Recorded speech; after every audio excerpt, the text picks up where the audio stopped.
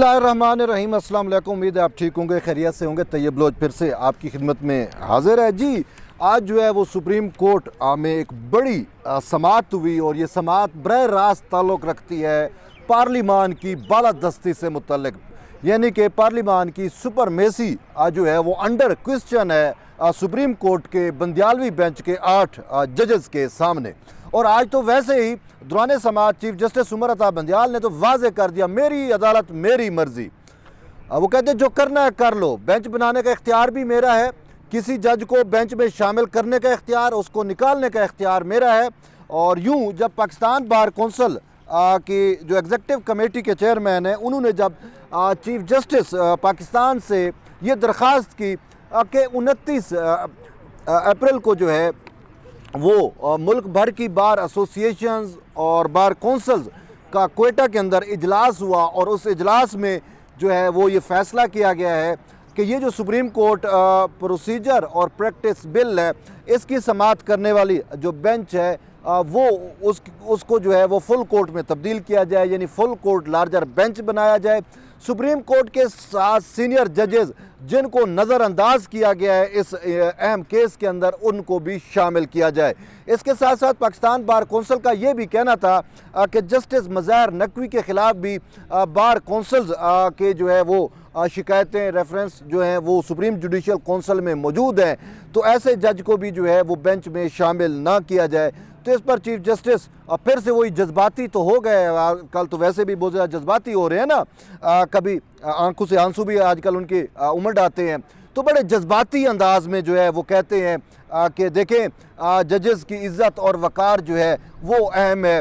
और उन्होंने कहा कि ये अगर हम जजेस और अदलिया की इज़्ज़त नहीं करेंगे, उनको एहतराम नहीं देंगे, तो फिर हमसे इंसाफ लेने कौन आएगा। और वैसे भी ये तो बात सादा सी, अब बंदियाल से इंसाफ लेने कौन आ रहा है, माँ सिवाय तरीके इंसाफ ही जो है वो ही उसी को इंसाफ मिल रहा है ना, बाकी तो किसी को इंसाफ मिल ही नहीं रहा। दीगर जो फरीक होते हैं वो तो बाइकाट कर जाते हैं। बाइकाट का क्या मतलब होता है, जा भाई तेरे ऊपर तो हमें एतबार ही नहीं है। ये बाइकाट आपके सामने हुआ। कितने केसेस में पाकिस्तान डेमोक्रेटिक मूवमेंट की जो शामिल इत्तेहादी जमातें हैं, उन्होंने बाइकाट तो किया, लेकिन इसको तो गर्ज ही नहीं है ना। यूँ तो ये पाकिस्तान बार कौंसिल के नुमाइंदे को कह रहा है कि जी आपने और हमने तो चले जाना है, पाकिस्तान बार कौंसिल भी यहीं पे रहेगा, तो आप अपने इदारे के वक़ार का तहफ़्फ़ुज़ कर रहे हैं, वक़ार का ख्याल कर लें। तो यही बात क्या चीफ जस्टिस उमर अता बंदियाल पे लागू नहीं होती कि आप जो अपनी अना और हट धर्मी बना के बैठे हुए हैं और सीनियर जजेस जो सुप्रीम कोर्ट के, उनको तो आप किसी बेंच में शामिल नहीं कर रहे।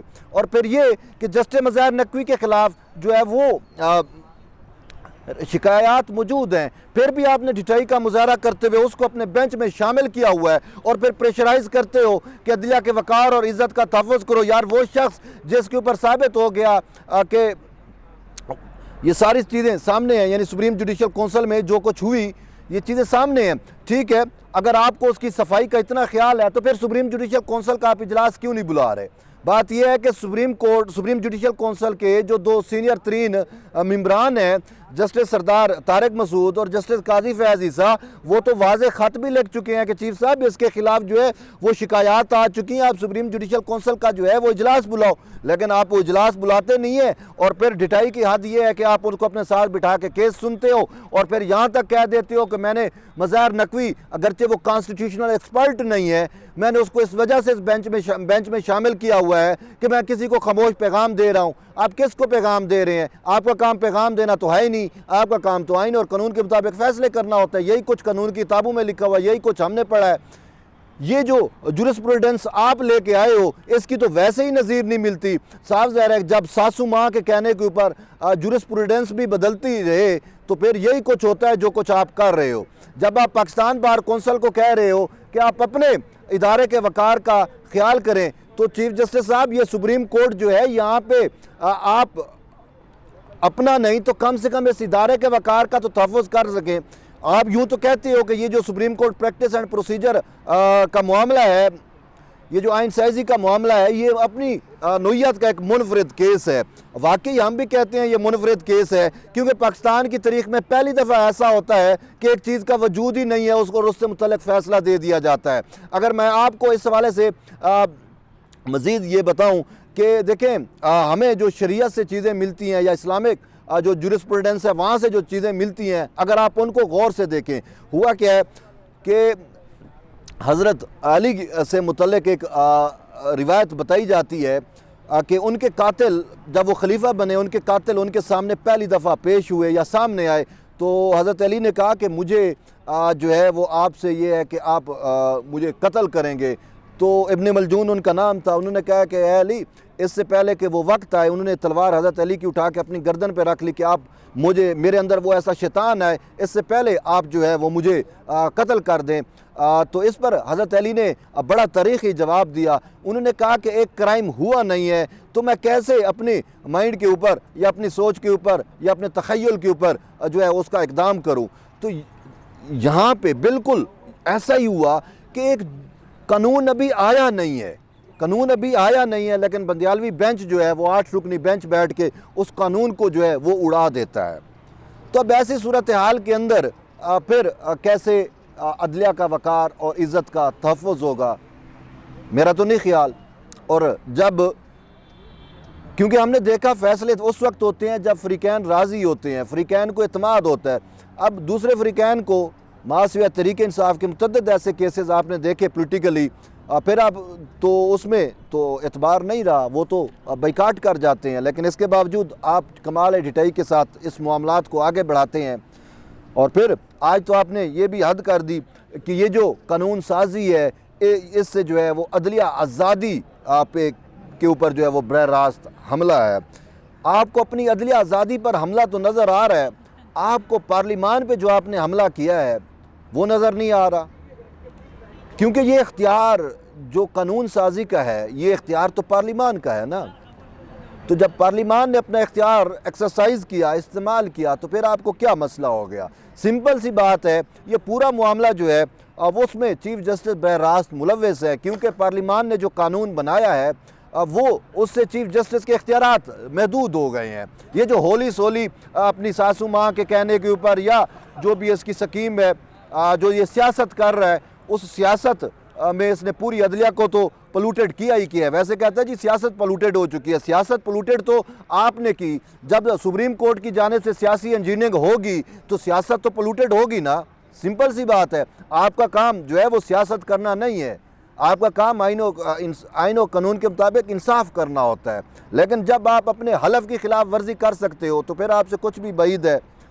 और फिर जब सासू माँ के कहने के ऊपर इंसाफ हो रहे हो तो फिर यही होता है कि इंसाफ जो है वो मसलूब होता है, और इसी कोर्ट रूम नंबर 1 में हमें मसलूब होता हुआ नज़र भी आ रहा है। अब हम इससे आगे क्या बात कर सकते हैं, ये चीज़ें तारीख़ में लिखी जा रही हैं, ठीक है। अब हम आते हैं आज की समाअत के ऊपर। आज की समाअत जब शुरू हुई तो चीफ जस्टिस उमर अता बंदियाल ने जो है वो वाज़े तौर के ऊपर ये कहा, जज्बाती अंदाज में वो कहते हैं कि जी मैं अपनी थाट्स शेयर कर रहा हूँ। अब वो थाट्स उसकी क्या होती है, वो अपना एक किस्म कथारसिस कर रहे होते हैं, अपना माइंड बना के आते हैं और एक भाषण देते हैं। और वो भाषण क्या होता है, ये आवाम के लिए नहीं होता, इंसाफ कानून के लिए नहीं होता, ये भाषण अखबारात में ख़बरें बनाने के लिए होता है। जज्बाती अंदाज में कभी होता है, कभी गुस्से में आके, कभी डिटाई में, कभी क्या।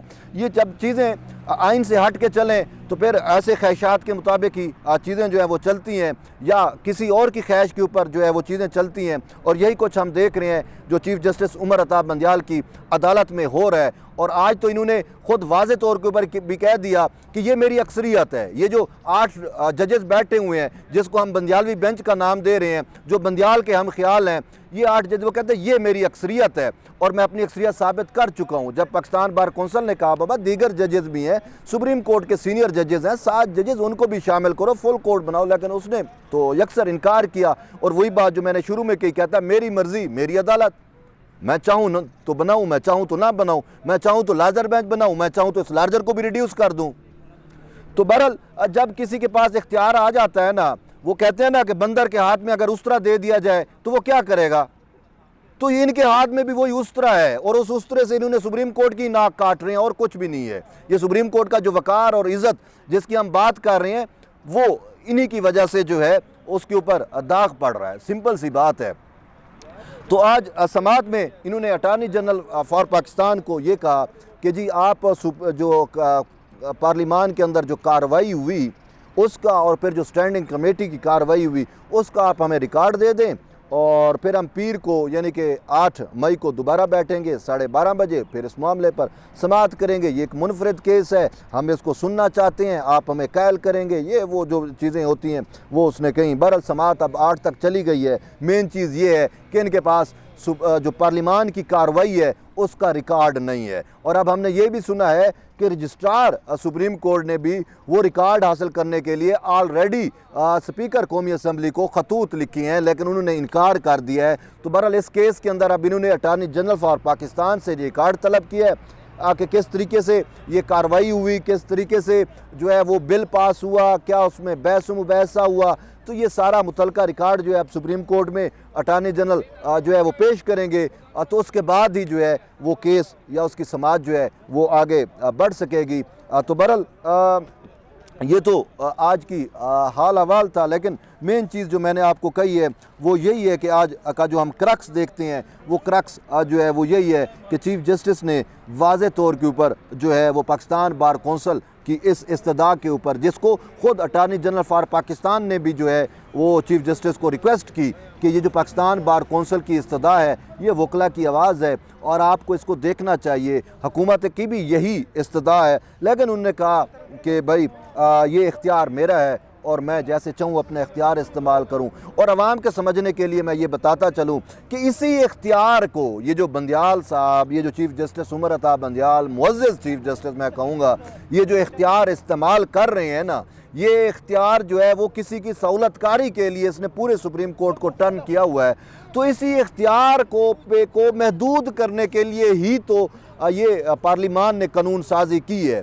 तो अब आप उसे क्या कहते हैं कि कन्फ्लिक्ट ऑफ इंटरेस्ट आप उसे कह सकते हैं कि वैसे इंसाफ का तो तकाजा ये था कि चूँकि ये कानून साजी चीफ जस्टिस के इख्तियारात से बरह रास्त जुड़ी हुई है, तो चीफ जस्टिस को तो ये चाहिए था कि इंसाफ के तकाज़ों को मद्देनज़र रखते हुए वो इस केस से अलग हो जाते कि देखें जी, मैं इस केस में केस को नहीं सुनना चाहता क्योंकि मेरे इख्तियारात पे कदगन लगाने की कोशिश की गई या मेरे इख्तियारात को पार्लिमान ने महदूद करने की कोशिश की, तो इसी वजह से मैं अगर ये केस सुनूंगा तो मैं अपनी जो है वो गैर जानिबदारी को बरकरार नहीं रख सकूँगा।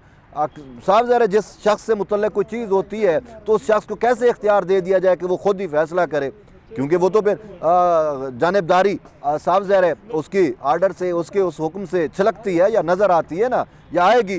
तो बंदियाल साहब को चाहिए था कि वो अलग हो जाते, लेकिन उन्हें अलग होने की बजाय पूरी सुप्रीम कोर्ट के 15 जजेस में से चुन चुन के जज अपने साथ रखे। उसमें बड़ा वर्क किया इसने। पहले वर्क क्या किया, ये 8 रुकनी जो बेंच है, ये पहले 6 रुकनी जो बेंच बनाया था जिसमें इसने जस्टिस काजी फैज़ ईसा वाला फैसला उड़ाया, वही जजेस उसमें फिर एक और जज का इजाफा करके और ख़ुद शामिल होके, तो इसको पता चल गया कि अब मैं ये 8 जजेस का अक्सरियत हो गया। और इसमें जो तो मोस्टली वो जूनियर जजेस हैं जो बंदियाल के अपने एहसान तले दबे हुए हैं। अब आप कहोगे एहसान कैसा? एहसान ये है कि बंदियाल साहब ने जो है वो मुख्तलिफ हाई कोर्ट से जो है वो जूनियर जजेस को अपॉइंट किया सीनियरिटी के बरखिलाफ, जिस पे काजी फैज़ ईसा ने भी जो है वो ऑब्जेक्शन किया था, पाकिस्तान बार कौंसिल ने भी ऑब्जेक्शन किया था। लेकिन अब ऐसे जजेस जो है जो ख़ुद बंदियाल के बार तले दबे हुए हैं, बंदियाल के एहसान तले दबे हुए हैं, अब उनकी ज़बानें तो गंग हो जाती हैं ना। वो जो मतलब साफ ज़ाहिर है बहुत कम ही ऐसे लोग अशख़ास होते हैं जो एहसान फरामोश हूँ, ठीक है। अब वो यही समझते हैं कि बंदियाल ने हम पे एहसान किया है तो हम इसके एहसान को जो है वो चुकता कर दें। तो अब वो बंदियाल के किए गए एहसान को जो है वो चुकता कर रहे हैं। उनको आइन से भी कुछ ना लगे, उनको इंसाफ से भी कुछ ना लगे, उनको कानून से भी कुछ ना लगे, उनको इवन कि अपनी माँ से भी कुछ ना लगे। अब मैंने क्यों कहा माँ? भाई पार्लिमान जो है ये तमाम इदारों की माँ होती है, ये सुप्रीम कोर्ट की भी माँ जो है वो पार्लिमान है। लेकिन जब मामला आ जाता है पर्सनल इंटरेस्ट का, तो फिर माँ, इदारे, सुपरमेसी, आईनो कानून, इंसाफ, ये सब साइड पे चले जाते हैं।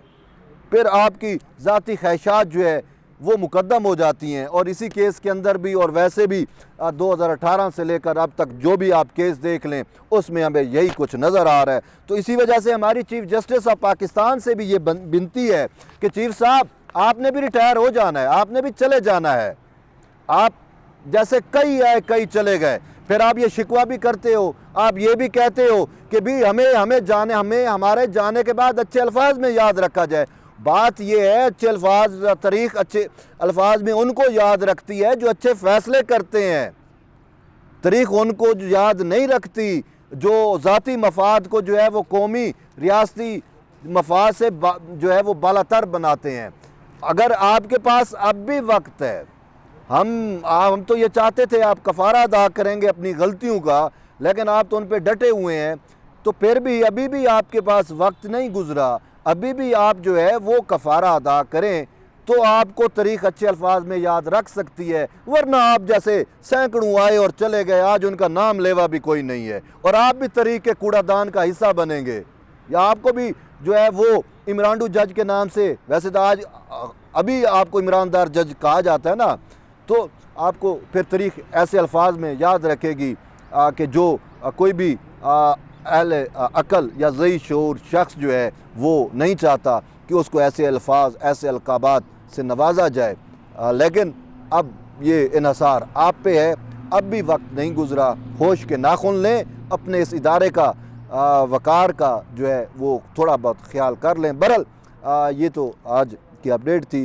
अभी एक और ख़बर भी आनी है, वो ये है कि जो इस्तेकाक कमेटी है पार्लिमान की, उसका भी इजलास शुरू हो चुका है और वो मुद्दा ये है कि सुप्रीम कोर्ट की जानिब से, इस बंदियालवी बेंच की जानिब से जो है वो पार्लिमान का जो इस्तेकाक है वो मजरूह किया गया, यानी तौहीन पार्लिमान हुआ, तौहीन पार्लियामेंट की गई है। तो अभी उसकी भी अपडेट आएगी तो हम आपको आगाह करेंगे कि उस कमेटी में क्या हुआ। बहरहाल जुड़े रहिए तैयब बलोच के साथ। मिलते हैं एक नई वीडियो में, तब तक इजाज़त दें। अल्लाह हाफ़िज़।